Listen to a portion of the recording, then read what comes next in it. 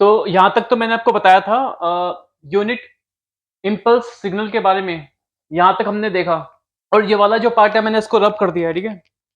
तो यहाँ पे देखा था हमने ये continuous time unit impulse signal को हम इस तरह से रिप्रेजेंट करते हैं, ठीक है? इस तरह से रिप्रेजेंट करते हैं और इस तरह से भी हम तब रिप्रेजेंट करते हैं जब हमको एनालाइज़ करना होता है, ठीक है? यूनिट इम्पल्स सिग्नल को अगर हमें एनालाइज़ करना है, तो हम क्या करते हैं कि इसको हम थोड़ा-सा विड्थ दे देते हैं थोड़ी-सी इसकी, ठीक है? टाइम ड्यूरेशन की विड्थ दे देते हैं इसके अंदर थोड़ी-सी यहाँ पे, तो ये थोड़ी-सी ये वाली विड्थ हो जाएगी ये। तो ये डेल्टा हो जाएगा टाइम ड्यूरेशन की जो विड्थ है ना? ये डेल्टा हो जाएगा और ये भी डेल्टा है, हाइट है। सॉरी 1 अपॉन डेल्टा ये हाइट है और डेल्टा टेंड्स टू 0 तो ये डेल्टा ऑफ टी है, ठीक है? तो इसको हम इस वाले को हम जो रिप्रेजेंट करते हैं ये यूनिट इम्पल्स सिग्नल को, ये हम एनालिसिस के लिए करते हैं ताकि आपको आसानी से समझ में आ जाए ना कि यूनिट इम्पल्स सिग्नल के अंदर क्या है एग्जैक्टली क्या नहीं है। बट बुक्स के अंदर जो है वो यूनिट इम्पल्स सिग्नल को इसी तरह से रिप्रेजेंट करते हैं, जस्ट एक एरो के साथ, ठीक है? एरो के साथ डेल्टा ऑफ टी है तो time T is equal to 0 पे एक एरो बना देते हैं, बोल्ड लाइन की एरो बना देते हैं, ठीक है? एरो बना देते हैं जिसकी थिकनेस जो है, इस एरो की जो टाइम ड्यूरेशन की विड्थ की जो थिकनेस है ये, टाइम ड्यूरेशन विड्थ की जो थिकनेस है ये क्या है? डेल्टा है ये। तो डेल्टा टेंड्स टू 0 है। मतलब कि ये बहुत ऑलमोस्ट 0 है, ठीक है? ये जो डेल है ये हाइट सॉरी इसकी जो विड्थ है ये डेल है, इसको डेल बोलते हैं, ठीक है? इस वाले सिंबल को डेल बोलते हैं। तो इस डेल की जो थिकनेस है वो almost limit del tends to 0 है, तो इसका मतलब ये इसकी जो थिकनेस है इस पल्स की बहुत 0 है, नैरो है, ठीक है? तो एक तरीके से हम इसको क्या बोलते हैं, एक लाइन की तरह दिखा देते हैं, ठीक है? लाइन की तरह। लाइन की तरह इसलिए क्योंकि इसकी थिकनेस ऑलमोस्ट 0 है, ठीक है? क्योंकि लिमिट डेल टेंड्स टू 0 है ये। और ये जो इसकी जो थिकनेस है ये क्या है? डेल है। और हाइट क्या है वो तो पता ही है, 1 अपॉन डेल है। और 1 अपॉन डेल क्या है?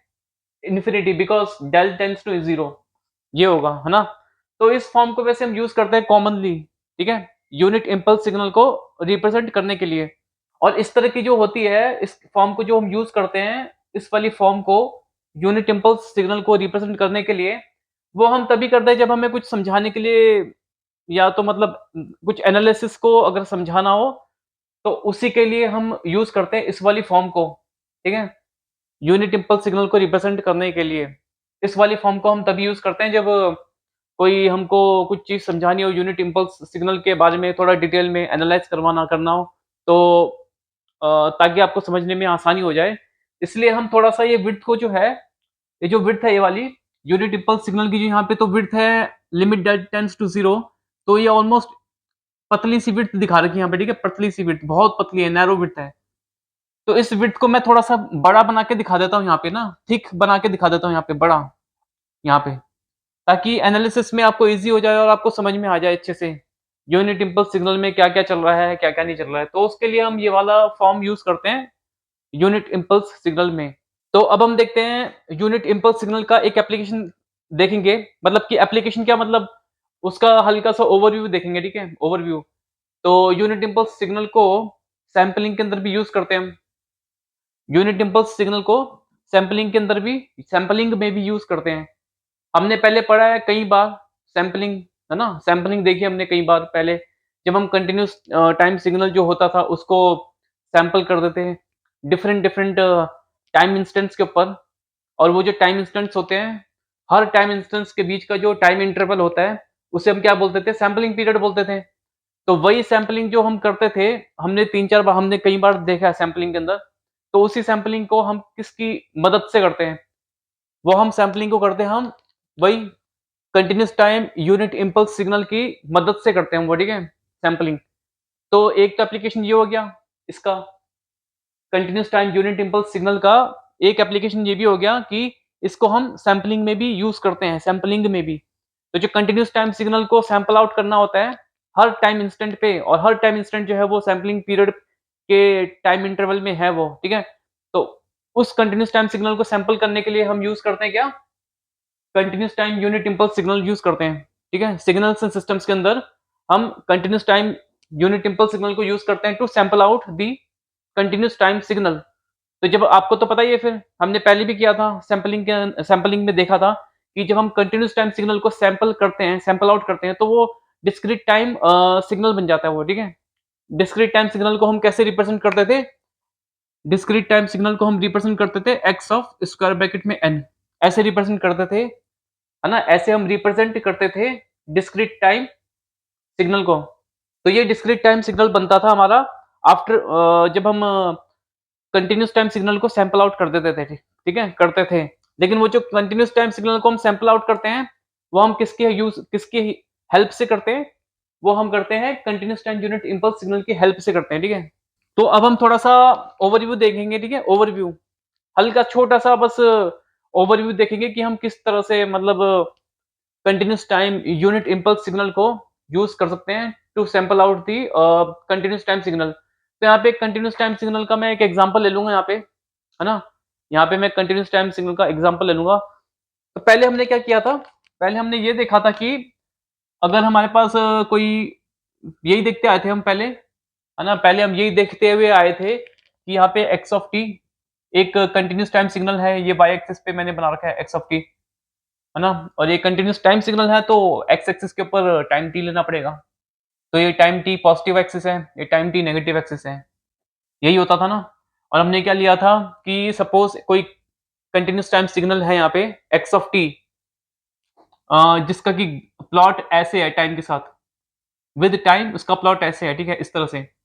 तो ये स्ट्रेट लाइन की वो हो गई, स्ट्रेट लाइन का प्लॉट हो गया ये, ठीक है? तो एक्स ऑफ टी सिग्नल जो है वो एक स्ट्रेट लाइन का प्लॉट है with time T. Negative time पे भी एक्स ऑफ टी है, नेगेटिव टाइम पे भी जो है एक्स ऑफ टी एग्जिस्ट कर रहा है। हालाँकि नेगेटिव टाइम जो है वो प्रैक्टिकली तो पॉसिबल होता नहीं है, क्योंकि प्रैक्टिकली अगर आप देखो रियल लाइफ में टाइम नेगेटिव तो होता नहीं है, टाइम हमेशा पॉजिटिव होता है। पॉजिटिव मतलब कि 0, 1, 2, 3, 4, 5, 6 सेकंड, 0.5, 0.6, 1.2, 1.3 ऐसे कुछ इस तरह से होते हैं, ठीक है? इस सेकंड्स। तो टाइम कभी नेगेटिव तो होता नहीं है।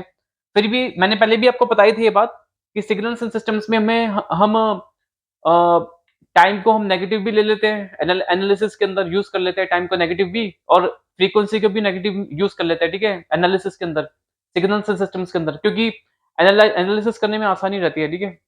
तो मैंने आपको यही बताया था पहले भी जब भी हम सैंपलिंग देखते थे कि सपोज़ एक एक्स ऑफ टी एक कंटीन्यूअस टाइम सिग्नल है, ठीक है? और इसको हमें सैंपल आउट करना है ये वाले टाइम इंस्टेंट्स के ऊपर। यहाँ पे t is equal to time 0 है, यहाँ पे टाइम इज इक्वल टू कितना है टी एस, ठीक है? ये टाइम इंस्टेंट है 2 ts, ये टाइम इंस्टेंट है 3 ts, ये टाइम इंस्टेंट है 4 ts, ऐसे करते करते इन्फिनिटी तक आई है, ठीक है? यहाँ पे भी हम करते थे -ts, -2 ts, -3 ts, -4 ts। तो ये माइनस टाइम माइनस इन्फिनिट तक जो है ये टाइम इंस्टेंट बनेंगे, ठीक है? -5 ts, -6 ts, -7 ts, minus infinity तक बनेंगे, ठीक है? तो ये ऐसे ही हम करते थे। और जितने भी टाइम इंस्टेंट्स हैं, इन सभी टाइम इंस्टेंट्स के बीच का जो टाइम इंटरवल है, उसे क्या बोलते हैं हम? सैंपलिंग पीरियड, ठीक है? और उसको हम रिप्रेजेंट कैसे करते थे? सैंपलिंग पीरियड को हम डिनोट कैसे करते थे? उसको हम डिनोट करते थे टीएस से, ठीक है? यहाँ पर भी क्या है, जितने भी टाइम इंस्टेंट्स हैं, उन सभी टाइम इंस्टेंट्स के बीच का जो टाइम इंटरवल है, वो क्या है? टीएस है। जैसे कि यहाँ पे देख लो, ये वाला टाइम इंस्टेंट माइनस ये वाला टाइम इंस्टेंट, ये टाइम इंटरवल आ गया। 2 ts minus TS, TS, 4 ts minus 3 ts, TS. इन दोनों के बीच का भी टाइम इंटरवल यही आ गया। इन दोनों के बीच का भी टाइम इंटरवल टीएस होगा, इसका भी टाइम इंटरवल टीएस होगा, इसका भी टाइम इंटरवल टीएस होगा। तो अगर ये सभी क्या बोलते हैं टाइम इंस्टेंट्स जो हैं, इन सभी टाइम इंस्टेंट्स के बीच का जो टाइम इंटरवल टीएस होगा, तो उसको हम बोलते हैं क्या? Uniform sampling.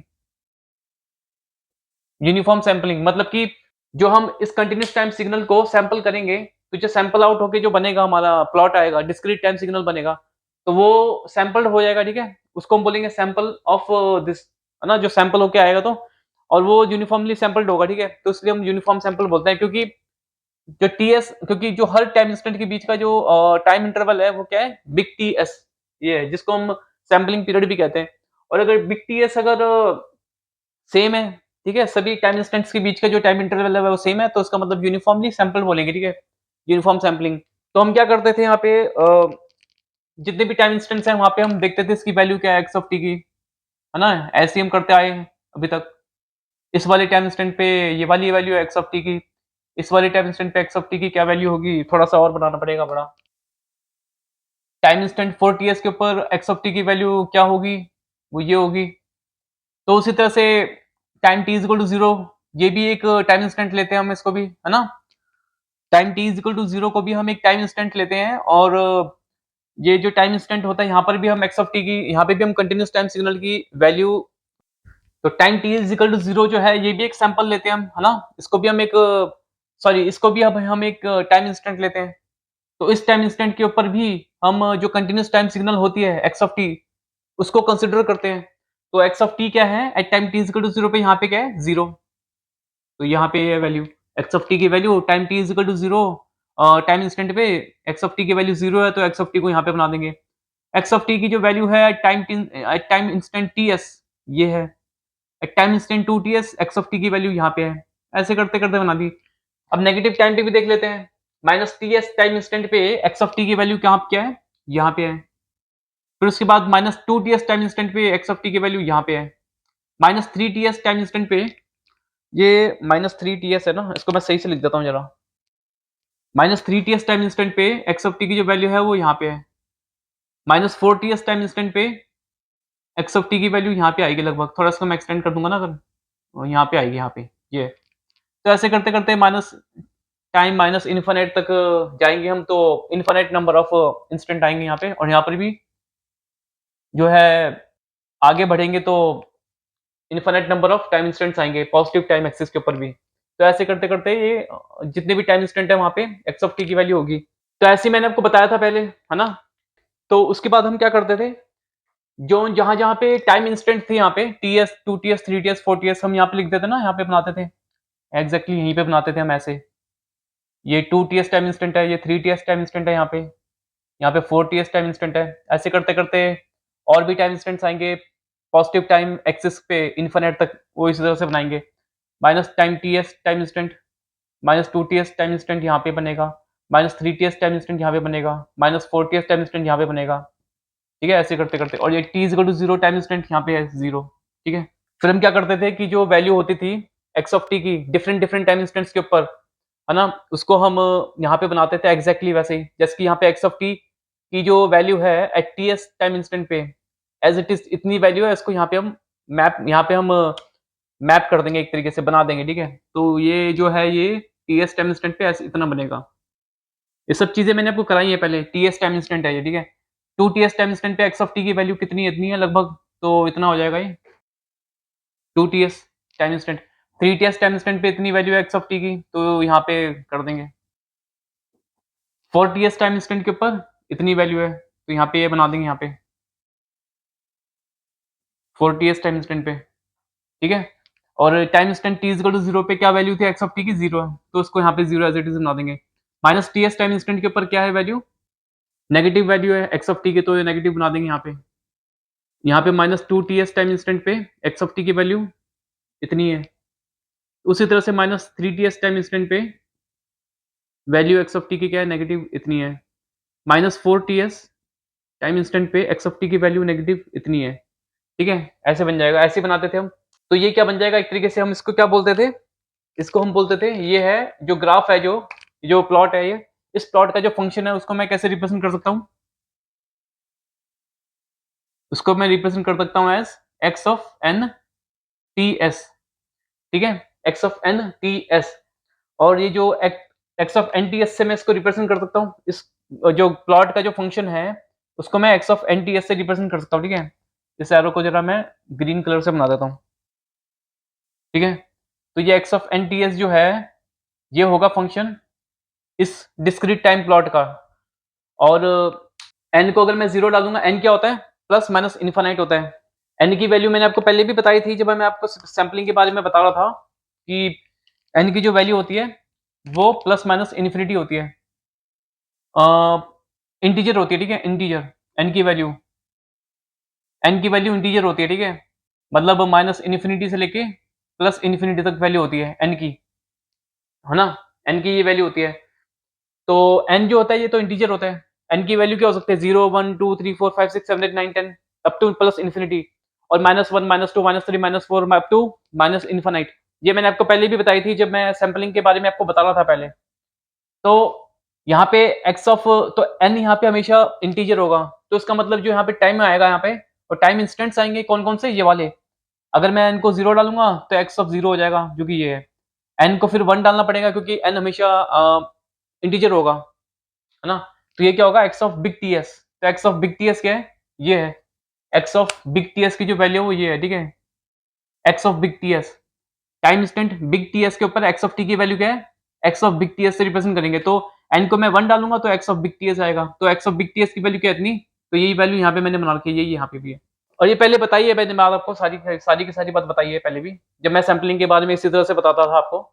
और एन की वैल्यूज़ 1 के बाद 2 डालेंगे। नेक्स्ट इंटीजर वैल्यू क्या होती है एन की? 2 होगी क्योंकि एन हमेशा इंटीजर होगा। तो क्या होगा एक्स एन की वैल्यू 2 डालेंगे तो x of 2 N TS sorry X of 2 TS. तो ये 2 टी टीएस होगा यहाँ पे। तो 2 टीएस टाइम इंस्टेंट पे एक्स ऑफ टी की वैल्यू क्या होगी? X of 2 TS time instant 2 TS पे होगी एक्स ऑफ 2 टीएस ये वैल्यू एक्स ऑफ 2 टीएस की वैल्यू होगी। तो ये वैल्यू जो है मैंने यहाँ पे सैंपल कर दी यहाँ पे, ठीक है? सैंपल आउट कर दी यहाँ पे, ठीक है? उसके बाद एन की वैल्यू नेक्स्ट क्या डालेंगे इंटीजर 3 होगा। तो क्या हो जाएगा एक्स ऑफ 3 टीएस। तो एक्स ऑफ 3 टीएस यहाँ पे हो गया। एक्स ऑफ 3 टीएस की वैल्यू ये होगी X of 3 TS time instant पे एक्स ऑफ 3 टीएस की वैल्यू ये होगी जो कि यहाँ पे मैंने सैंपल आउट कर दी, ठीक है? यहाँ पे सैंपल आउट यहाँ पे सैंपल आउट कर दी। तो यहाँ पे बना दी, ठीक है? ये वाली वैल्यू एक्स ऑफ 3 टीएस। तो एन की वैल्यू जब 3 डालेंगे तो एक्स ऑफ 3 टीएस ये वैल्यू हो जाएगा, ठीक है? ये यहाँ पे जो मैंने सैंपल करा इसको एक्स ऑफ टी को at time instant T is equal to 3 TS. यहाँ पे एक्स ऑफ टी की value at time instant T is equal to 3 TS पे यहाँ पे मैंने सैंपल आउट कर दिया। तो उसी तरह से फिर नेक्स्ट इंटीजर वैल्यू एन की डालेंगे, एन की क्या होगा? 4 होगा। तो ये होगा 4 टीएस एक्स ऑफ 4 टीएस। तो एक्स ऑफ 4 टीएस क्या होगा? At time instant 4 TS X of 4 TS की वैल्यू ये होगी, ठीक है? तो इसको यहाँ पे बना देंगे। फिर उसी तरह से टाइम इंस्टेंट नेगेटिव भी होती है एन की वैल्यू, नेगेटिव इंटीजर भी होती है एन की वैल्यू, है ना? तो नेगेटिव में हम सबसे पहले 1 डालते हैं। 1 आएगा सबसे पहला इंटीजर नंबर नेगेटिव के अंदर। तो -1 आएगा -1। तो -1 डालेंगे तो क्या होगा? X of minus TS. तो टाइम इंस्टेंट माइनस टीएस के ऊपर एक्स ऑफ टी की वैल्यू क्या है? ये एक्स ऑफ माइनस टीएस। तो इसको हम यहाँ पे सैंपल कर देंगे, ठीक है? सैंपल ये जो हम कर रहे हैं ना यहाँ पे बना रहे हैं, इसका मतलब ये है कि हम सैंपल कर रहे हैं किसको? एक्स ऑफ टी की एक्स ऑफ टी को एट दिस टाइम इंस्टेंस पे हम सैंपल आउट कर रहे हैं, ठीक है? यहाँ पे सैंपल आउट कर रहे हैं। इसको हम बोलते हैं सैंपल आउट करना। समझ गए? अब फिर उसके बाद नेक्स्ट नेगेटिव इंटीजर क्या आएगा? एन की वैल्यू जो हम डालेंगे -2 आएगा। -1 के बाद -2 आएगा। तो क्या बन जाएगा? X of -2 TS. X of -2 TS की वैल्यू क्या है? At time instant T is equal to -2 TS. X of T की वैल्यू क्या है? ये। तो ये वैल्यू टाइम इंस्टेंट -2 टीएस पे डाल देंगे तो ये क्या हो जाएगा? X of -2 TS. तो ऐसे करते-करते minus N is equal to -3 पे -3 टीएस हो जाएगा। एक्स ऑफ टी का सैंपल आउट कर देंगे इसको यहाँ पे, ये हो जाएगा। फिर उसके बाद नेक्स्ट इंटीजर वैल्यू क्या होगी एन की? नेगेटिव -4। तो एक्स ऑफ -4 टीएस हो जाएगा। तो -4 टीएस टाइम इंस्टेंट कहाँ पे बनेगा? एक्स ऑफ टी को यहाँ पे हम यहाँ पे बनेगा, ठीक है? -4 टीएस। तो यहाँ पे हम सैंपल आउट कर देंगे एक्स ऑफ टी की वैल्यू एट -4 टीएस। तो यहाँ पे सैंपल आउट हो जाएगा -4 टीएस टाइम इंस्टेंट पे। यही हम करते थे। तो अगर यहाँ पे हमारा फंक्शन है ये जो डिस्क्रीट टाइम फंक्शन रिप्रेजेंट कर रहे हैं किस फंक्शन से? एक्स ऑफ एन टीएस से, है ना? एक्स ऑफ एन टीएस क्या है? ये है वाई एक्सिस। तो एक्स एक्सिस क्या होगा? एक्स एक्सिस होगा एन टीएस, क्योंकि जो ब्रैकेट में होगा वो इंडिपेंडेंट वेरिएबल होगा, वही यहाँ पे हम रिप्रेजेंट करते हैं एक्स एक्सिस के ऊपर। पहले भी मैंने आपको बताई थी जब मैं जब मैं सैंपलिंग आपको बता रहा था उसी टाइम पे। तो ये होगा एन टी एस, है ना? फिर उसके बाद मैं क्या कहता था कि ये जो फंक्शन यहाँ पे एन टी एस है, ठीक है? इस फंक्शन एन टी एस को हम रिप्रेजेंट एन टी एस से नहीं करते, ठीक है? इसको हम रिप्रेजेंट कैसे करते हैं? एक्स ऑफ स्क्वायर ब्रैकेट में एन। तो उसके लिए हम क्या करते थे? जहाँ-जहाँ पे टीएस है उसको रब कर देते थे हम, यही हमने किया था। तो टीएस को रब करके जहाँ पे ऐसा वाला ब्रैकेट है वहाँ पे होगा स्क्वायर ब्रैकेट। तो हम सिंपली क्या लिख देंगे? टीएस को रब करके और स्क्वायर ब्रैकेट बना के X of square bracket N लिख देंगे, ठीक है? X of square bracket N. तो यहाँ पे टीएस है एक्स एक्सिस के ऊपर, यहाँ से हम टी को हटा देंगे, रब कर देंगे। यहाँ पे भी रब कर देंगे टीएस को, है ना? सब जगह से टीएस को रब कर देंगे। यहाँ पे टीएस रब हो जाएगा तो यहाँ पे 1 आता है ना? यहाँ पे भी टीएस को रब कर देंगे तो यहाँ पे आएगा -1। यहाँ पे भी टीएस को रब कर देंगे, -2 आ जाएगा। यहाँ पे भी टीएस को रब कर देंगे तो -3 आ जाएगा। यहाँ से भी टीएस को रब कर देंगे तो -4 आएगा। और यहाँ तो हम करेंगे टीएस को रब, है ना? तो ये n बचा, बट स्क्वायर ब्रैकेट में लिखना पड़ेगा इस फ़ंक्शन को। कैसे? ऐसे, जैसे यहाँ पे लिखा हुआ ना वैसे ही, X of square bracket n। तो इस तरह से हम रिप्रेज़ेंट करते हैं बुक्स के अंदर, है ना? बुक्स में और एनालिसिस के अंदर हम जब भी सिग्नल्स और सिस्टम्स के अंदर हम एनालाइज़ करते हैं डिस्क्रीट टाइम सिग्नल को, है ना? जो सैंपल्ड सैंपल्ड ये क्या है? ये जो सिग्नल है इसको हमने सैंपल आउट कर दिया from this continuous time signal X of t at different time instants, और हर टाइम इंस्टेंट्स का बीच का जो टाइम इंटरवल है वो क्या है? वो होता है सैंपलिंग पीरियड होता है, टीएस से रिप्रेज़ेंट करते हैं। और अगर वो सैंपलिंग पीरियड सेम है, ठीक है? सैंपलिंग पीरियड अगर सेम है और सैंपलिंग पीरियड अगर सभी टाइम इंस्टेंट्स के बीच में जो सेम है, तो इसका मतलब ये क्या हो गया? सैंपलिंग यूनिफ़ॉर्म सैंपलिंग हो गई, है ना? तो इसका मतलब ये x of T continuous time signal को हमने सैंपल आउट कर दिया, ठीक है? इसके अंदर सैंपल आउट कर दिया। तो इसको यूनिफ़ॉर्म सैंपलिंग बोलेंगे, क्यों? क्योंकि जो टाइम इंटरवल जितने भी ये टाइम इंस्टेंट्स के बीच का जो टाइम इंटरवल है, वो सेम है ना? क्या है? टीएस। इसलिए तो ये यूनिफ़ॉर्म सैंपलिंग हो गया, ठीक है? Uniform sampling. तो ये सैंपल्ड सिग्नल हो गया इसका, इस कंटीन्यूअस टाइम सिग्नल का सैंपल्ड सिग्नल हो गया ये, ठीक है? इसको हम डिस्क्रीट टाइम सिग्नल भी कहते हैं, पता ही है आपको। तो इसको हम कैसे रिप्रेज़ेंट करते हैं डिस्क्रीट टाइम सिग्नल को? बुक्स में और एनालिसिस के अंदर एक्स ऑफ स्क्वायर ब्रैकेट में एन में, ठीक है? ये मैंने आपको बताई है कई बार आपको बात पहले भी। तो जो हम सैंपल आउट करते हैं, ये कंटीन्यूअस टाइम सिग्नल को हम सैंपल आउट करते हैं eight different different time instants के ऊपर, तो हमारा ये आ गया सैंपल्ड वर्ज़न। इस कंटीन्यूअस टाइम सिग्नल का सैंपल्ड वर्ज़न ये आ गया। अगर हमारा जो टाइम इंटरवल बिटवीन ईच ये टाइम इंस्टेंट्स इस टीएस, है ना? टीएस होगा तो ये यूनिफ़ॉर्म सैंपलिंग बोलेंगे इसको। यूनिफ़ॉर्म सैंपलिंग बोलेंगे और टीएस को क्या बोलते हैं हम? टीएस होता है सैंपलिंग पीरियड बोलते हैं, ठीक है? Sampling period. तो यहाँ पे हमने क्या किया, जैसे मैंने आपको बताया था कि continuous time signal X of T को, है ना? Continuous time signal X of T को मैंने सैंपल कर दिया, ठीक है? डिफरेंट डिफरेंट टाइम इंस्टेंट्स पे। जितने भी टाइम इंस्टेंट्स हैं उन सबके बीच का जो टाइम इंटरवल है वो क्या है? सेम है, जो कि है टीएस। टीएस लिया है मैंने, ठीक है? तो टीएस क्या होगा? Sampling period. और जब मैंने इसको सैंपल किया है X of T continuous time signal को, तो इसको जो कांस्टेंट टाइम इंटरवल होगा सभी टाइम इंस्टेंट्स के बीच में, तो इसके जो सैंपल इस सैंपलिंग को वो इस सैंपलिंग को बोलेंगे हम यूनिफॉर्म सैंपलिंग, ठीक है? यूनिफॉर्म सैंपलिंग बोलेंगे। तो इसका मतलब हमने एक्स ऑफ टी को यूनिफॉर्मली सैंपल्ड कर दिया। तो यूनिफॉर्मली सैंपल्ड करने के बाद हम टीएस को हटा के डिस्क्रीट टाइम सिग्नल में हम कन्वर्ट कर देंगे, ठीक है? डिस्क्रीट टाइम सिग्नल के अंदर, जिसको जिसको हम बोलते हैं एक्स ऑफ एन। तो हमने क्या किया, continuous time signal X of T को डिस्क्रीट टाइम सिग्नल में कन्वर्ट कर दिया, ठीक है? यूजिंग सैंपलिंग, सैंपलिंग का यूज करके। और ये जो सैंपलिंग हमने जो करी है, वो करी है हमने यूनिफॉर्मली सैंपलिंग, मतलब यूनिफॉर्मली सैंपल करी है, ठीक है? यूनिफॉर्मली, क्योंकि T S sampling period which is time interval between each time interval, sorry, between between each time instant is same. So इसको हम बोलेंगे यूनिफॉर्मली सैंपल्ड, ठीक है? तो ये तो हमने किया है, ठीक है? ये तो हमने करा है और ये मैं आपको समझा रहा हूँ ये चीज़ कि हम किस तरह से कंटीन्यूअस टाइम सिग्नल को सैंपल करते हैं to form discrete time signal X of N. ये डिस्क्रीट टाइम सिग्नल हो गया, ठीक है? क्योंकि ये डिस्क्रीट टाइम इंस्टेंट्स पर ही ये एग्जिस्ट कर रहा है, ठीक है? जिसको अब हम यहाँ पे बोल रहे हैं एन, एक्स एक्सिस पे बोल रहे हैं हम एन। पहले क्या था, एक्स एक्सिस पे टाइम टी। अब यहाँ पे डिस्क्रीट टाइम सिग्नल में जैसे आपको मैंने पहले भी बताया था कि डिस्क्रीट टाइम सिग्नल में एक्स एक्सिस के ऊपर होता है एन, और एन जो होता है वो ऑलवेज इंटीजर होता है, ठीक है? तो ये डिस्क्रीट टाइम सिग्नल हो गया, जिसको हमने जो कि हमने कंटीन्यूअस टाइम सिग्नल से कन्वर्ट किया डिस्क्रीट टाइम सिग्नल के अंदर यूजिंग सैंपलिंग, ठीक है? Using sampling. तो ये तो मैंने आपको करके बता दिया कि इस तरह से हमने सैंपलिंग कर दी तो डिस्क्रीट टाइम सिग्नल मिल गया।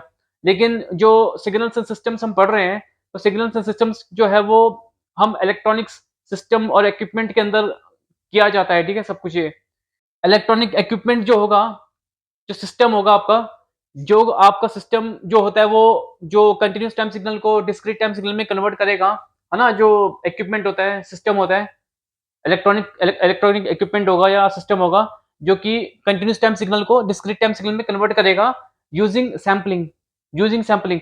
तो वो जो सिस्टम होगा, इलेक्ट्रॉनिक सिस्टम, वो किस तरह से, है ना? किस मेथड से वो कंटीन्यूअस टाइम सिग्नल को डिस्क्रीट टाइम सिग्नल में कन्वर्ट करेगा यूजिंग सैंपलिंग। तो वो कैसे सैंपल करेगा, ठीक है, कंटीन्यूअस टाइम सिग्नल को। यहाँ पे तो मैंने कंटीन्यूअस टाइम सिग्नल बनाया हुआ है एक्स ऑफ टी, जो कि स्ट्रेट लाइन बना दी मैंने, ठीक है, स्ट्रेट लाइन। अब continuous time signal X of T इस तरह से भी हो सकता है, इस प्रकार से भी हो सकता है ना, ऐसे भी हो सकता है। ये एक्स ऑफ टी है और ये टाइम टी एक्सिस है, time T is equal to zero. ये कुछ इस तरह से भी हो सकता है, ठीक है, ऐसे भी हो सकता है ना। X of T continuous time signal का जो प्लॉट है वो ऐसे भी हो सकता है, मतलब कि एक्स ऑफ टी जो कंटिन्यूस टाइम सिग्नल का जो रिलेशन है विद टाइम टी, मतलब टाइम टी के साथ कैसे वेरी कर रहा है, वो इस तरह से भी हो सकता है। एक्स ऑफ टी जो है वो एक्स ऑफ टी वो कुछ इस तरह से भी हो सकता है ना। एक्स ऑफ टी जो है continuous time signal X of T with time T, वो इस तरह से भी हो सकता है, कैसे भी हो सकता है, ठीक है। वो डिपेंड करता है कि जो सिग्नल है कंटिन्यूस टाइम सिग्नल, वो किस तरह से हमारा जो सेंसर है ना, इलेक्ट्रॉनिक सिस्टम जो है, उसका जो सेंसर है वो किस तरह से मतलब कि किस तरह से वो सेंस कर रहे हैं फिजिकल पैरामीटर को। फिजिकल पैरामीटर तो कुछ भी हो सकता है, जैसे प्रेशर होता है, ह्यूमिडिटी होता है, टेम्परेचर होगा, वेलोसिटी होगा, और हाइट हो सकती है ना। तो ये सब कुछ हो सकता नहीं, हाइट नहीं, सॉरी हाइट नहीं। तो ये सब कुछ जो जितने भी पैरामीटर होते हैं, फिजिकल पैरामीटर, जो टाइम के साथ, है ना, टाइम के साथ वेरी कर रहे हैं, ठीक है, टाइम के साथ वेरी कर रहे हैं। तो ये जितने भी पैरामीटर होंगे, इनको हम बोलेंगे ये फंक्शन ऑफ टाइम टी है, ठीक है, टाइम टी है। जैसे कि फॉर एग्जांपल मान लीजिए यहाँ पे टेम्परेचर है, टेम्परेचर ऑफ रूम, ठीक है, टेम्परेचर ऑफ अ रूम है, जो कि टाइम टी के साथ चेंज कर रहा है, ठीक है, टाइम टी के साथ चेंज कर रहा है, टेम्परेचर ऑफ अ रूम।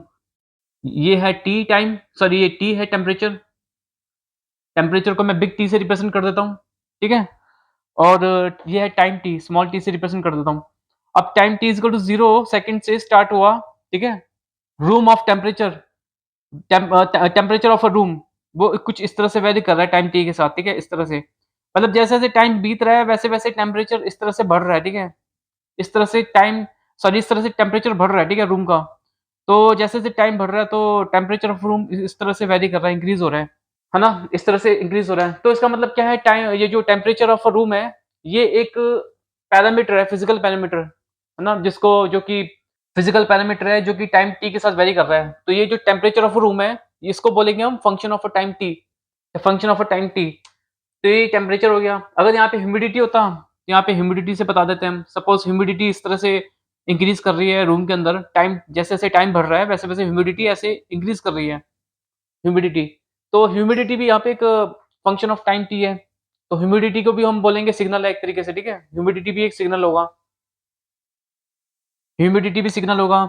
अगर कोई सर्किट है ना, कोई भी सर्किट है, उसमें करंट फ्लो कर रहा है किसी भी ब्रांच में, मतलब कि कोई सर्किट है, इलेक्ट्रिकल सर्किट है, उसकी किसी भी ब्रांच में कोई करंट फ्लो कर रहा है, तो वो भी full current suppose time T के साथ ऐसे वेरी कर रहा है, ठीक है, कुछ इस तरह से वेरी कर रहा है, मतलब करंट एक आई इंक्रीज हो रहा है विद टाइम टी। तो इसमें करंट को भी हम बोल देंगे कि करंट भी एक सिग्नल है, ठीक है, करंट भी एक सिग्नल है, करंट भी एक सिग्नल है। तो इसका मतलब ये है कि जैसे कि यहाँ पे मैंने क्या लिया था, अभी टेम्परेचर लिया था, टेम्परेचर ऑफ अ रूम, है ना, टेम्परेचर ऑफ अ रूम। तो टेम्परेचर ऑफ अ रूम को सबसे पहले जो हमारा सिस्टम है वो सेंस करेगा, है ना, सबसे पहले हमारा जो सिस्टम है सेंस करेगा, ठीक है, सेंस करेगा। तो यहाँ पे सेंसर होता है, इलेक्ट्रॉनिक सेंसर हो सकता है, ठीक है, इलेक्ट्रॉनिक सेंसर, जिसको हम ट्रांसड्यूसर कहते हैं, ट्रांसड्यूसर। तो यहाँ पे जो टेम्परेचर होगा पूरे रूम का, उसको ये सेंसर जो है सेंस करेगा, है ना, फिजिकल, क्योंकि टेम्परेचर तो फिजिकली होता है ना, फिजिकल होता है, जैसे कि इस रूम में भी टेम्परेचर है कुछ ना कुछ। तो यहाँ पे जो सेंसर है वो सेंस करेगा टेम्परेचर, ठीक है, टेम्परेचर, क्योंकि सेंसर का काम क्या होता है, सेंसर होता है जो फिजिकल क्वांटिटी को कन्वर्ट करता है इनटू इलेक्ट्रिकल। मतलब कि सेंसर का काम, मतलब कि सेंसर नहीं, यहाँ पे ट्रांसड्यूसर कह सकते हो आप। ट्रांसड्यूसर का काम होता है फिजिकल पैरामीटर को कन्वर्ट करता है इलेक्ट्रिकल या इलेक्ट्रॉनिक पैरामीटर के अंदर, वोल्टेज की फॉर्म में कन्वर्ट कर देता है, ठीक है, विद टाइम। जैसे जैसे वो जो फिजिकल जो पैरामीटर है, टाइम के साथ जैसे जैसे वो चेंज हो रहा है, वैसे वैसे जो है ट्रांसड्यूसर जो है वो फिजिकल जो पैरामीटर है उसको वोल्टेज में कन्वर्ट कर देता है, ठीक है। तो वोल्टेज, क्योंकि यहाँ पे फिजिकल जो पैरामीटर है, टेम्परेचर है, यहाँ पे मैंने यहाँ पे एग्जांपल टेम्परेचर लिया है, टेम्परेचर जो है टाइम के साथ चेंज हो रहा है, तो ये जो सेंसर जो है वोल्टेज में कन्वर्ट कर देगा फिजिकल पैरामीटर को। तो वो वोल्टेज जो है वो भी टाइम टी के साथ चेंज होगा, ठीक है? ठीक उसी तरह से जिस तरह से ये जो फिजिकल पैरामीटर है टेम्परेचर वो टाइम टी के साथ चेंज हो रहा है। तो यहाँ पे सिस्टम जो है फिर इसको एनालाइज़ करेगा। अ, ये जो फिजिकल पैरामीटर जो है टाइम के साथ चेंज हुआ है ना? उसको वोल्टेज की फॉर्म में ये सिस्टम, ठीक है? वोल्टेज की फॉर्म में उसको क्या बोलते हैं एनालाइज़ करेगा फिर ये सिस्टम, ठीक है? एनालाइज़ करेगा सिस्टम जो है। सपोज़ सेंसर ने सेंस किया है, ठीक है? सेंसर ने जो है सेंस किया है सॉरी सेंसर ने जो है ना सेंस किया है टेम्परेचर 29 डिग्री सेल्सियस, ठीक है? 29 डिग्री सेल्सियस और हमने सेंसर के अंदर कुछ इस तरह से कैलिब्रेट किया हुआ है कि अगर 29 डिग्री सेल्सियस टेम्परेचर होगा, है ना? इसको मैं थोड़ा रब कर देता हूँ पहले यहाँ से। ये चीज़ें जो है मैं काफ़ी डीप में आपको थोड़ा बता रहा हूँ काफ़ी, बट हर कोई बताता नहीं है, लेकिन चलो मैं फिर भी बता ही देता हूँ ये चीज़ें, क्योंकि अगर ये थोड़ा-सा बता दूँगा मैं थोड़ा, तो सही आपको अंडरस्टैंड हो जाएगी सब कुछ चीज़ें, समझ में आ जाएँगी अच्छे से, ठीक है? तो इसको मैं यहाँ पे ठीक है, यहीं पे ठीक है, ठीक है? यहाँ पे सेंसर है आपका, ये सपोज़ सेंसर है, ठीक है? सेंसर या मतलब कि इसको मैं ट्रांसड्यूसर भी कह सकता हूँ, जैसे मैंने आपको बताया था अभी, क्योंकि ट्रांसड्यूसर का काम होता है फिज़िकल पैरामीटर होता है ना, टेम्परेचर, ह्यूमिडिटी या कोई सा भी फिज़िकल पैरामीटर, जैसे कि वॉइस हो गया, है ना? वॉइस हो गया, ऑडियो हो गई, ये सब कुछ अगर टाइम के साथ चेंज हो रहे हैं, ना टाइम के साथ चेंज हो रहे हैं, तो इन पैरामीटर को जो है, जो फिज़िकल पैरामीटर्स को कन्वर्ट कर देता है वोल्टेज में या इलेक्ट्रिकल पैरामीटर के अंदर, वोल्टेज या तो करंट के अंदर, वोल्टेज में कर देता है, ठीक है, कन्वर्ट। तो ट्रांसड्यूसर का काम यही होता है कि ट्रांसड्यूसर का काम यही होता है कि जो फिज़िकल पैरामीटर होता है उसको कन्वर्ट कर देते हैं इलेक्ट्रिकल फॉर्म के अंदर, और सेंसर क्या करता है काम? फिज़िकल पैरामीटर को, है ना, फिज़िकल पैरामीटर होता है, उसको किसी दूसरे फिज़िकल पैरामीटर में चेंज कर देता है सेंसर, ठीक है? फिज़िकल मतलब कि एक फिज़िकल पैरामीटर होगा, उसको अनदर फिज़िकल पैरामीटर में चेंज कर देगा, ठीक है? तो यहाँ पे होते हैं सेंसर्स होते हैं, ठीक है? सेंसर्स होते हैं, या तो इसको हम ट्रांसड्यूसर कहते हैं, और ट्रांसड्यूसर ही कह देते हैं वैसे हम, ठीक है? सेंसर तो उसको नहीं बोलते हम, सेंसर नहीं बोलते, क्योंकि सेंसर तो एक फिज़िकल पैरामीटर को दूसरे फिज़िकल पैरामीटर में चेंज करता है वो। और सेंसर जो है वो इलेक्ट्रिकल पैरामीटर में इलेक्ट्रिकल फॉर्म में कन्वर्ट नहीं करता। किसी भी फिज़िकल पैरामीटर को इलेक्ट्रिकल में कन्वर्ट नहीं करता। ट्रांसड्यूसर जो होता है ना, ट्रांसड्यूसर, ये फिज़िकल पैरामीटर कोई भी होगा, जैसे मैंने आपको बताया था अभी-अभी, किसी भी फिज़िकल पैरामीटर को कन्वर्ट करेगा इलेक्ट्रिकल पैरामीटर में। इलेक्ट्रिकल पैरामीटर क्या हो सकता है? करंट हो सकता है या वोल्टेज हो सकता है। तो वोल्टेज ही होता है ना? वोल्टेज होता है। तो ठीक है, यहाँ तक तो देख लिया। तो ये हमारा सिस्टम है और ये हमारा सेंसर है। सेंसर में ना बोल के इसको मैं ट्रांसड्यूसर बोल देता हूँ, ठीक है? ट्रांसड्यूसर्स मैं इसको बोल देता हूँ। ट्रांसड्यूसर को मैं शॉर्ट में लिख देता हूँ टीआर, ठीक है? टीआर लिख देता हूँ मैं, ठीक है? टीआर, ये एरो बनाई है मैंने। तो ट्रांसड्यूसर जो है वो क्या करेगा कि कोई भी फिज़िकल पैरामीटर यहाँ पे टेम्परेचर है या ह्यूमिडिटी है, जो कि टाइम के साथ चेंज हो रही है, ठीक है? टाइम के साथ चेंज हो रही है। हमने ट्रांसड्यूसर को कुछ इस तरह से कैलिब्रेट किया हुआ है, सपोज़ कि अगर हमारा जो टेम्परेचर है वो 29 डिग्री सेल्सियस हो, मतलब कि फिज़िकली, है ना? फिज़िकली रूम में 29 डिग्री सेल्सियस अगर टेम्परेचर हो, तो जैसे कि मैं यहाँ लिख देता हूँ, ट्रांसड्यूसर्स को हमने इस वाले ट्रांसड्यूसर को कुछ इस तरह से सेट किया हुआ है, ठीक है? कैलिब्रेट या सेट किया हुआ है पहले से कि अगर टेम्परेचर रूम का 29 डिग्री सेल्सियस हो, 29 डिग्री सेल्सियस हो, तो जो ट्रांसड्यूसर का आउटपुट होगा ना, वो होगा 3 वोल्ट, ठीक है? 3 वोल्ट, क्योंकि ट्रांसड्यूसर क्या करता है? ट्रांसड्यूसर कन्वर्ट करता है फिज़िकल पैरामीटर जो होगा, उसको इलेक्ट्रिकल पैरामीटर में कन्वर्ट करेगा। इलेक्ट्रिकल पैरामीटर मैंने आपको बताया करंट या वोल्टेज। मोस्ट प्रोबेबली क्या होता है कि ट्रांसड्यूसर जो है वो वोल्टेज को, है ना? वोल्टेज को इलेक्ट्रिकल पैरामीटर में लेता है, ठीक है? मतलब ते मतलब क्या होगा, ट्रांसड्यूसर जो है कन्वर्ट करेगा फिज़िकल पैरामीटर को इंटू वोल्टेज, वोल्टेज के अंदर। मतलब जो इक्विवेलेंट वोल्टेज होगा ना उस फिज़िकल पैरामीटर की जो मेज़र करेंगे वैसे। जैसे कि यहाँ पे फिज़िकल पैरामीटर क्या है? टेम्परेचर है जो कि 29 डिग्री सेल्सियस है। हमने सेट किया हुआ है पहले से ट्रांसड्यूसर को। अगर 29 डिग्री सेल्सियस टेम्परेचर होगा रूम का, तो हमको दिखाना है 3 वोल्ट। इसके आउटपुट के अंदर जो होगा ना, ट्रांसड्यूसर्स के आउटपुट में 3 वोल्ट होगा। ये ट्रांसड्यूसर का आउटपुट है, जो कि सिस्टम में जा रहा है हमारे, ठीक है? सिस्टम में क्या होगा? सिस्टम में जो सिग्नल आएगा अंदर, उस सिग्नल को एनालाइज़ करेगा, सिंथेसाइज़ करेगा। सिंथेसाइज़ मतलब कि वो जो सिग्नल है, जो ये जो पैरामीटर को मेज़र करने के बाद जो सिग्नल आया, है ना? जो फिज़िकल पैरामीटर को, जैसे कि यहाँ पे टेम्परेचर है, तो टेम्परेचर को मेज़र करने के बाद जो सिग्नल आएगा सिस्टम के इनपुट में, ट्रांसड्यूसर के आउटपुट से सिस्टम के इनपुट में आएगा ठीक है सिग्नल। तो उस सिग्नल को, क्योंकि वो सिग्नल क्या है, सिग्नल क्या होता है जो टाइम के साथ वेरी करता है, ठीक है। तो यहाँ पे भी मैंने बोल रखा है कि यहाँ टेम्परेचर टाइम के साथ चेंज हो रहा है, वेरी कर रहा है। तो यहाँ तो इसलिए हम इसको सिग्नल बोलेंगे, ठीक है। सिग्नल ट्रांसड्यूसर के आउटपुट में जो इलेक्ट्रिकल वोल्टेज आएगा ना, which is equivalent to the physical parameter of the temperature, physical parameter that is temperature। तो ये टेम्परेचर जो है टाइम के साथ वेरी कर रहे हैं, ठीक है, टाइम के साथ चेंज हो रहा है। तो ट्रांसड्यूसर का जो आउटपुट है वो भी टाइम के साथ चेंज होगा, depending upon the physical parameter जो यहाँ टेम्परेचर क्या होगा। तो सिस्टम के इनपुट में क्या आ रहा है, वो सिग्नल आ रहा है जो कि टेम्परेचर का सिग्नल है, जो कि इन टर्म्स ऑफ वोल्टेज है, ठीक है, जो कि टाइम के साथ चेंज हो रहा है। तो उस सिग्नल को ये सिस्टम क्या कर सकता है, ये सिस्टम उस सिग्नल को, अब ये सिग्नल कैसे होगा, सबसे पहले तो ये देखते हैं। फॉर एग्जांपल मैंने सेट किया हुआ है 29 डिग्री सेल्सियस 3 वोल्ट के लिए, 3 वोल्ट। और अगर टेम्परेचर हो गया 35 डिग्री सेल्सियस, तो मैंने सपोज मैंने सेट किया हुआ है 5 वोल्ट पे ट्रांसड्यूसर के आउटपुट को। तो इस तरह से मैंने कर रखा है, ठीक है, इस तरह से मैं एग्जांपल के तौर पे बता रहा हूँ एग्जांपल। तो क्या होगा कि सपोज अभी रूम का फिजिकल टेम्परेचर क्या है, फिजिकल टेम्परेचर है 29 डिग्री सेल्सियस। तो ट्रांसड्यूसर का आउटपुट क्या होगा, ट्रांसड्यूसर का आउटपुट होगा 29 डिग्री सेल्सियस के लिए क्या है, 3 वोल्ट, 3 वोल्ट, ठीक है, 3 वोल्ट हो जाएगा।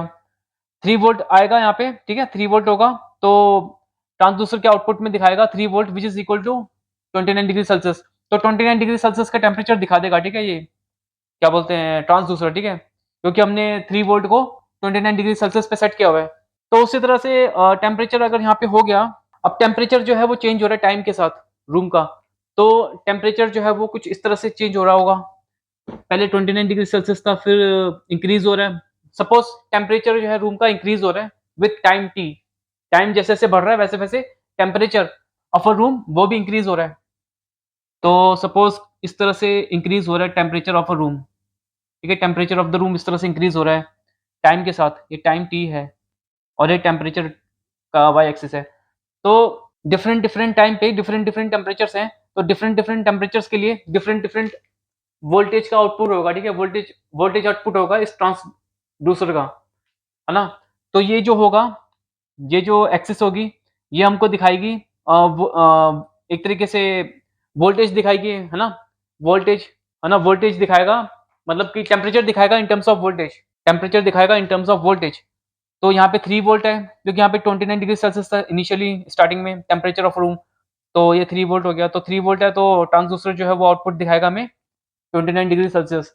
सपोज टेम्परेचर इंक्रीज हो रहा है और ज़्यादा, तो हमने ट्रांसड्यूसर को सेट किया हुआ है डिफरेंट डिफरेंट टेम्परेचर्स पे फॉर डिफरेंट वोल्टेज।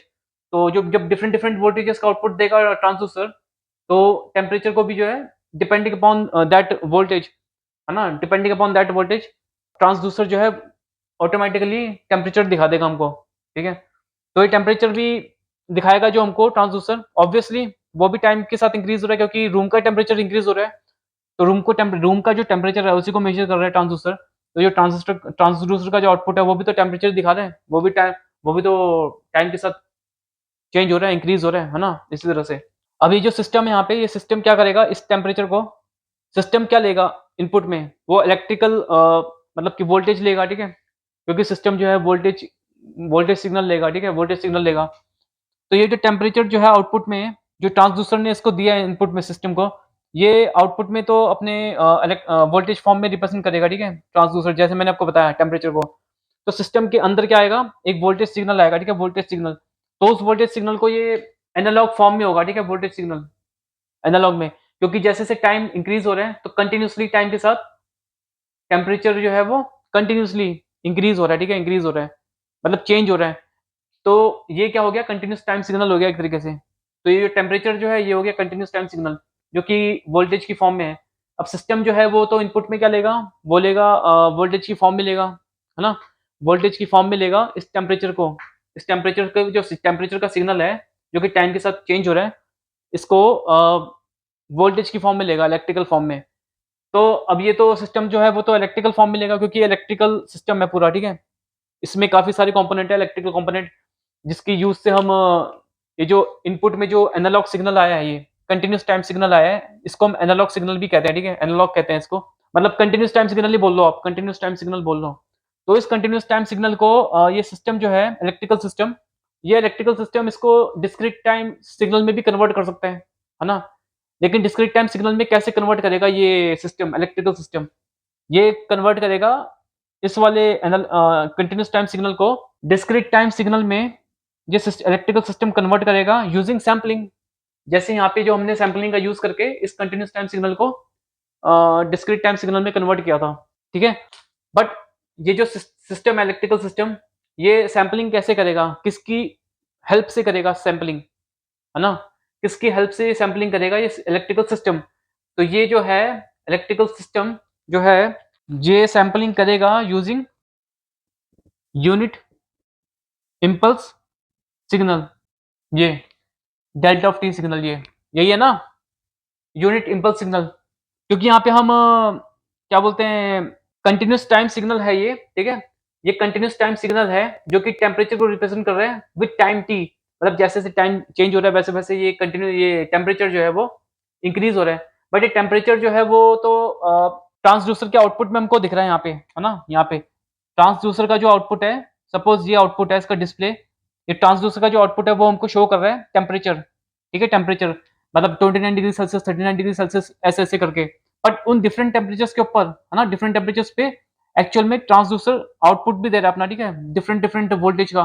तो ये जो वोल्टेज जो है वो सिस्टम में जा रहा है, ठीक है? इस वाले सिस्टम में, इलेक्ट्रिकल सिस्टम में, क्योंकि इलेक्ट्रिकल सिस्टम को तो क्या चाहिए, इलेक्ट्रिकल वोल्टेज का सिग्नल ही तो चाहिए उसको, और आउटपुट में भी सिस्टम जो है वो इलेक्ट्रिकल वोल्टेज का सिग्नल ही तो देता है वो भी, और फिर उसको फिर सिंथेसाइज करता है। इलेक्ट्रिकल जो सिस्टम होता है, ये जो इलेक्ट्रिकल सिस्टम होता है, ये इलेक्ट्रिकल सिग्नल जो होता है इसको सिंथेसाइज करता है, एनालाइज करता है, डिपेंड करता है कि वो हम किस तरह का इलेक्ट्रिकल सिस्टम यूज करें, है ना?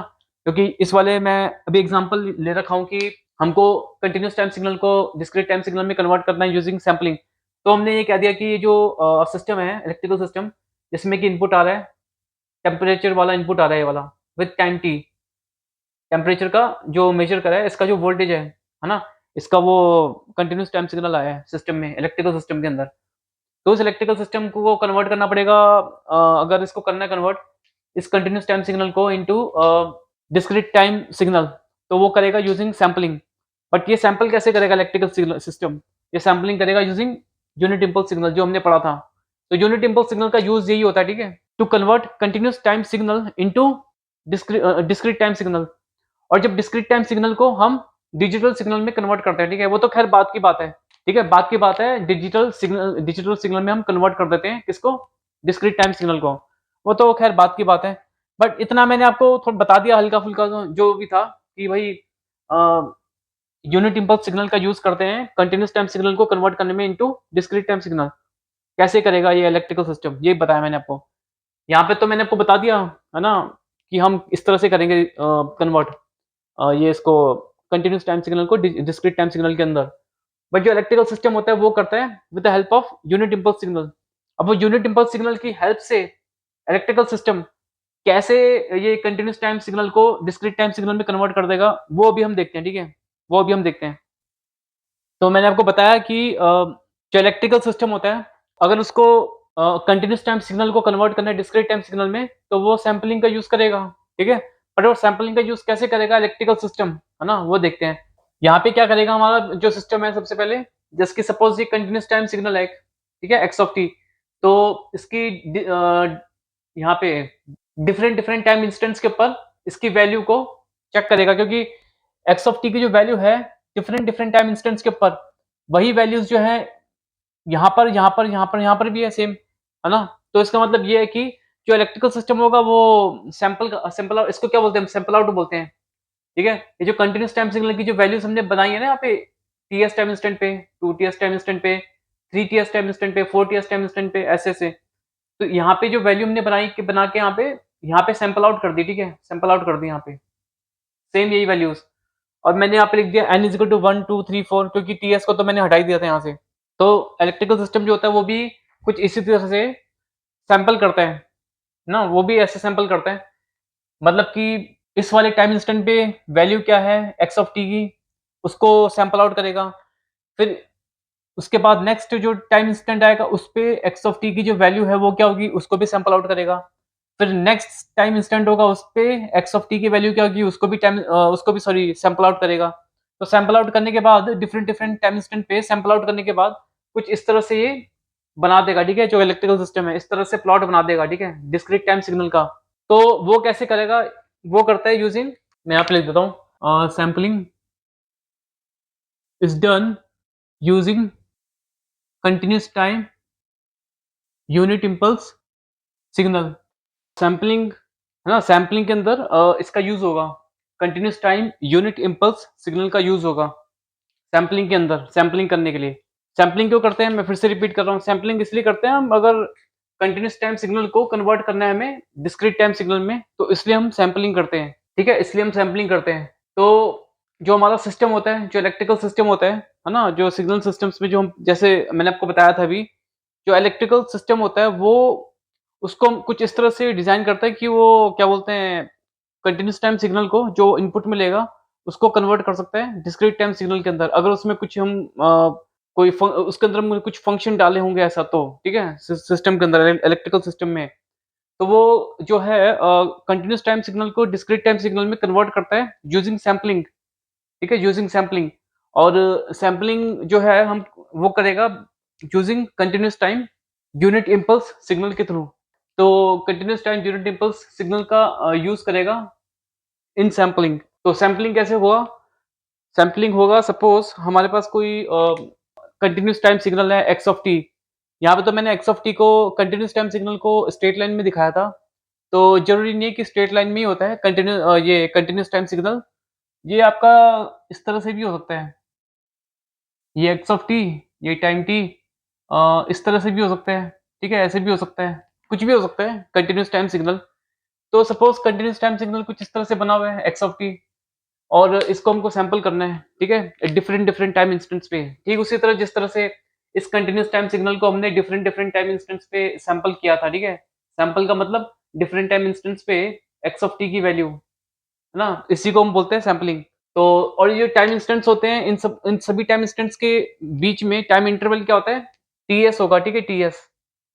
और टीएस को हम क्या बोलते हैं? सैंपलिंग पीरियड बोलते हैं। मैंने आपको पहले बताई थी ये बात।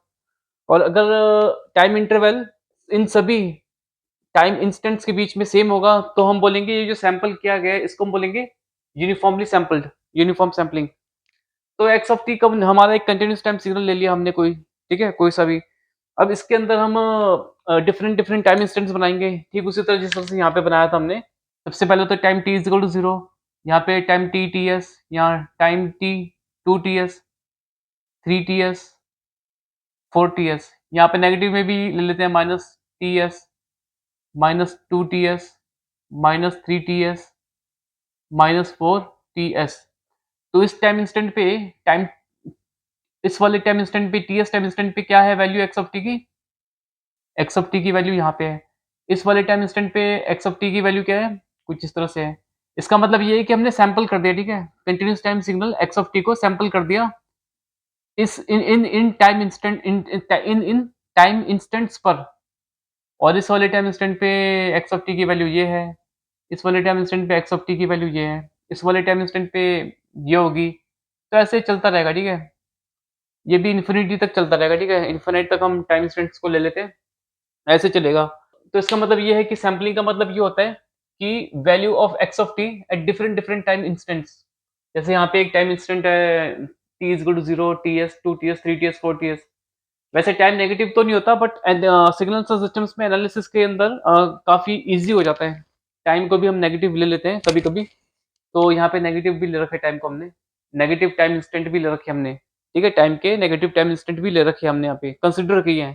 तो अब जो हमारा जो इलेक्ट्रिकल सिस्टम होता है वो सैंपल करेगा, ठीक है? सैंपल करेगा कंटीन्यूअस टाइम सिग्नल को इस तरह से सैंपल करेगा for different different time instants.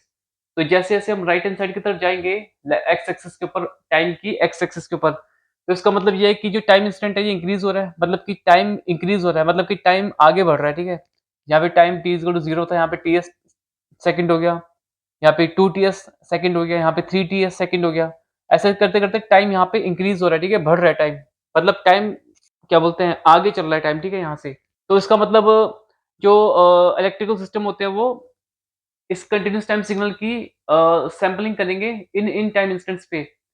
मतलब कि सैंपलिंग का मतलब जैसे मैंने पहले बताया था अभी, वो होता है कि value of x of T इस टाइम इंस्टेंट पे, इस टाइम इंस्टेंट पे, ये वाले टाइम इंस्टेंट पे और ये वाले टाइम इंस्टेंट पे ऐसे-ऐसे होगा।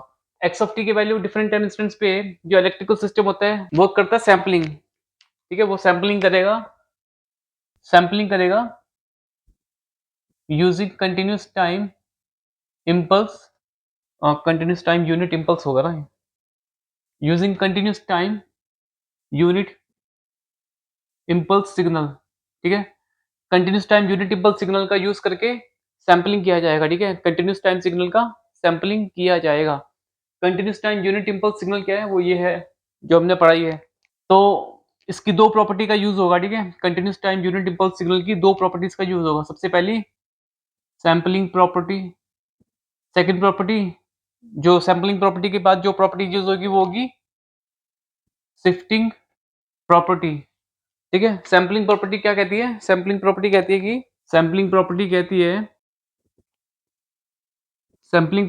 है कि अगर हम कंटीन्यूअस टाइम सिग्नल जो है एक्स ऑफ टी जिसका हमको सैंपल करना है, ठीक है?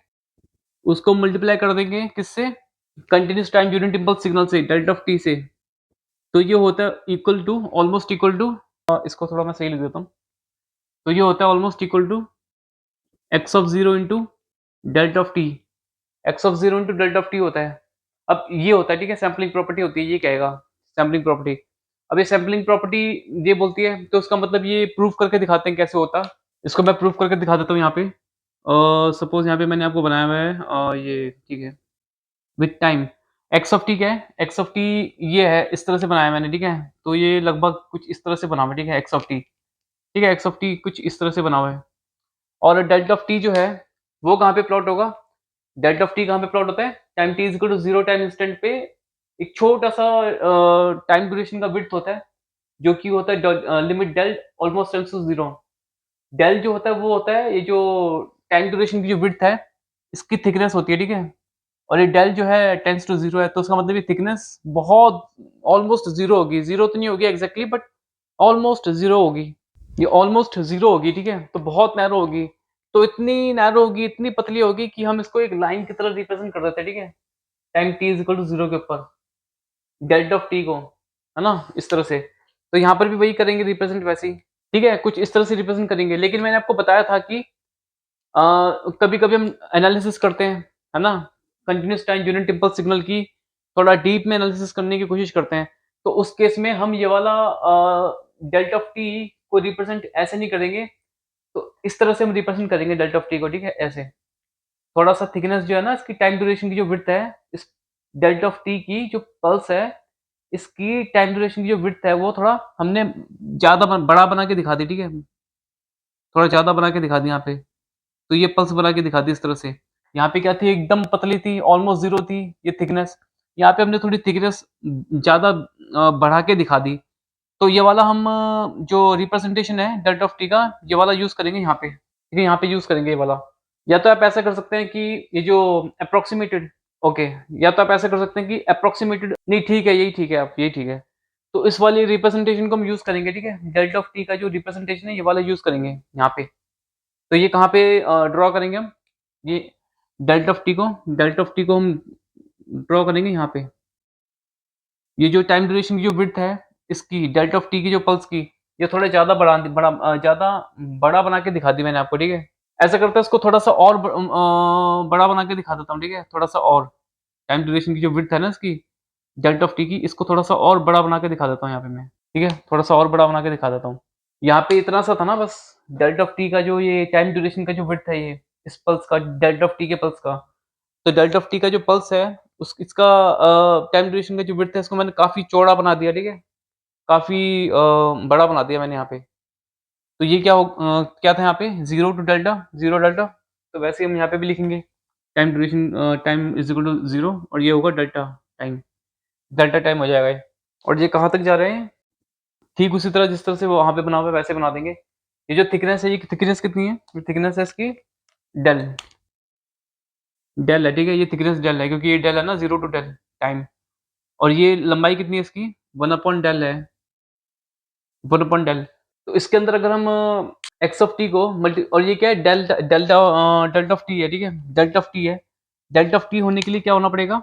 इसको इनफाइनाइट होना पड़ेगा 1 अपॉन डेल को because limit del tends to 0 limit del tends to 0 ठीक है?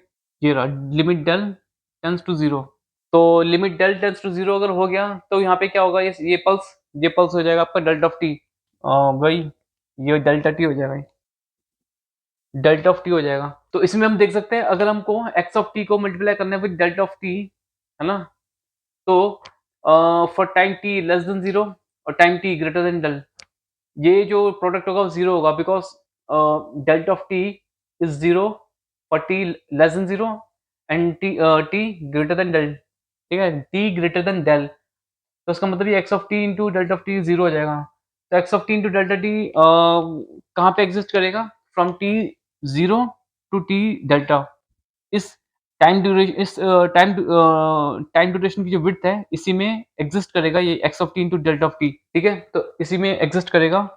तो इसका मतलब हम ये भी रब कर देंगे ठीक है, ठीक है, ठीक है, ठीक है। तो इसका मतलब ये हो गया कि x of t into delta of t x of t to delta t कहाँ तक एग्ज़िस्ट करेगा? T greater than 0 less than del, है ना?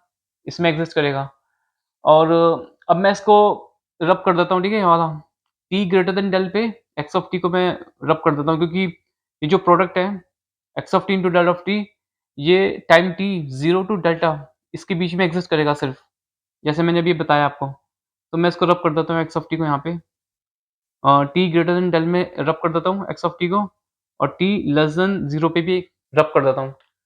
तो इसका मतलब ये हो गया कि एक्स ऑफ टी जो ग्राफ था वो 0 to del time t 0 to del के अंदर वो इस तरह से यहाँ पे जो है ग्राफ आएगा, ठीक है? सॉरी प्लॉट आएगा एक्स ऑफ टी का। लेकिन हमको पता है कि ये जो डेल है, del is almost equal to 0 है, ठीक है? लिमिट डेल टेंड्स टू 0 तभी ये डेल्टा ऑफ टी है, यूनिट इम्पल्स सिग्नल है। तो इसका मतलब ये जो विड्थ है इसको मैं अब बहुत कम कर देता हूँ, ठीक है? ऑलमोस्ट 0 कर देता हूँ मैं इसको 0 क्योंकि ये तो बहुत टाइम ड्यूरेशन की जो विड्थ है ये डेल काफ़ी ज़्यादा मतलब बड़ा है ये, ठीक है? तो डेल को मैं 0 कर देता हूँ, ठीक है? तो हमारा जो ग्राफ है वो कुछ इस तरह से बन जाएगा कुछ इस तरह से बन जाएगा ग्राफ। इसका डेल्टा डेल्टा ऑफ टी का ग्राफ कुछ इस तरह से बन जाएगा हमारा ग्राफ, 0 और ये इतना नैरो हो जाएगा ना ये टाइम ड्यूरेशन का जो विड्थ है इतना नैरो हो जाएगा, इतना पतला हो जाएगा ये कि हम ये कह सकते हैं कि ये 1 सेकंड एक्स ऑफ टी क्या था? एक्स ऑफ टी था इसके अंदर, ठीक है? इसके अंदर। तो हम ये कह सकते हैं कि एक्स ऑफ टी जो हो गया अब वो almost equal to x of 0 हो जाएगा क्योंकि time t is equal to 0 तक ये नैरो हो जाएगा ना बहुत ही टाइम ड्यूरेशन की जो विड्थ है इस डेल्टा ऑफ टी पल्स की। तो एक्स ऑफ टी जो है वो इसी के अंदर ही है, इसी पल्स के अंदर है एक्स ऑफ टी, है ना? अब इस पल्स के बाहर और यहाँ पे 0 है क्योंकि डेल्टा ऑफ टी जो है वो 0 है, ठीक है? For t greater than del and t less than del. तो फिर इसका मतलब ये है कि एक्स ऑफ टी जो है कंटीन्यूअस टाइम सिग्नल वो इस पल्स के अंदर delta of T unit impulse signal के पल्स के अंदर ही एग्ज़िस्ट करेगा। तो हमने अब इसको बहुत नैरो कर दिया, ठीक है? क्योंकि एक्चुअल में del is almost equal to 0 तो इसको मेरे को नैरो करना पड़ेगा बहुत, है ना? तो इस तरह से बनाना पड़ेगा। यहाँ पे तो मैंने बड़ा बना के दिखा दिया काफ़ी, है ना? टाइम ड्यूरेशन की विड्थ को बड़ा बना दिया डेल्टा ऑफ टी की क्योंकि थोड़ा समझाना था कि x of T continuous time signal वो इस पल्स के अंदर डेल्टा ऑफ टी के पल्स के अंदर एग्ज़िस्ट कर रहा है। तो जब मैं इसको इतना नैरो कर दूँगा, डेल्टा ऑफ टी की जो टाइम ड्यूरेशन की विड्थ को इतना नैरो कर दूँगा, तो ये ऐसा बन जाएगा, जैसे यहाँ पे है ना? और एक्स ऑफ टी जो है वो इस पल्स के अंदर है, डेल्टा ऑफ टी के पल्स में, तो एक्स ऑफ टी हो जाएगा almost equal to x of 0 हो जाएगा, है ना? ये टाइम टी का है, ठीक है? ऑलमोस्ट 0 हो जाएगा।